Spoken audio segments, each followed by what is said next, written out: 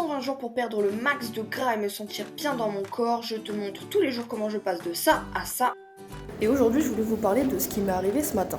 Ce matin, je me suis pesée et on est à 3,5 kg de perdu. Et en fait, sur le moment, je me dis, franchement, zinzin, je suis trop fière de moi, c'est trop bien et tout. Et puis, j'ai eu cette sensation hyper désagréable de me dire, c'est pas assez, et surtout, ça devrait pas être comme ça.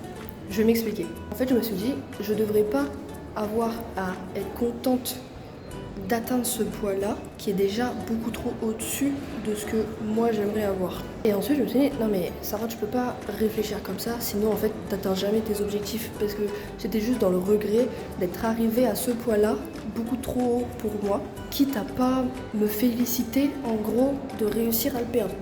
Est-ce que ça fait sens? Donc c'est normal de passer par plein d'émotions, et en fait même quand on perd, ça peut être désagréable en fait comme sensation. Donc faut vraiment faire le point avec soi-même. Déjà faut se pardonner, entre guillemets, d'être arrivé à ce point-là. C'est ok, tant qu'on est dans l'action et qu'on fait tout pour arriver au corps qu'on veut et qu'on mérite. Et si c'est pas rendez-vous demain, c'est rendez-vous dans 65 jours. Ciao!